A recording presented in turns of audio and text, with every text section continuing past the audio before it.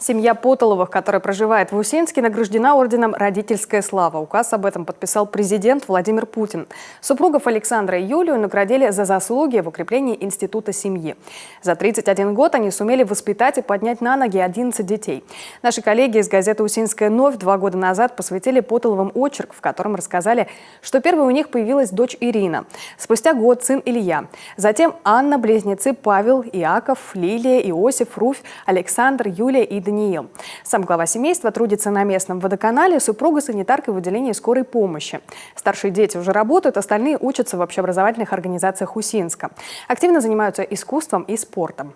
Очевидно, сам процесс вручения почетной награды будет приурочен к празднованию Международного дня защиты детей. Обычно это происходит в торжественной обстановке в Кремле. Орден, цветы и сертификат на 100 тысяч рублей передает лично глава государства. Так, в прошлом году Владимир Путин назвал заботу о детях одним из главных стимулов, который двигает вперед человека и общество в целом. Семей, воспитывающих 2 и более детей, становится все больше и больше. В том числе тех, где есть приемные и усыновленные дети. Подчеркну, что здесь многое могут сделать региональные, муниципальные власти. Проблемы многодетных семей лучше видны, конечно, на местах.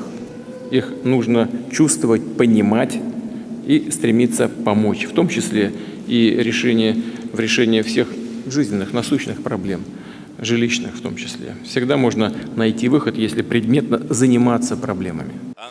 Отметим, орден «Родительская слава» учрежден указом президента в мае 2008 года. Им награждаются родители и усыновители, которые воспитывают или воспитали 7 и более детей. Обеспечивают высокий уровень заботы, здоровья, образования, физическом, духовном и нравственном развитии подрастающего поколения. Подают пример в укреплении института семьи.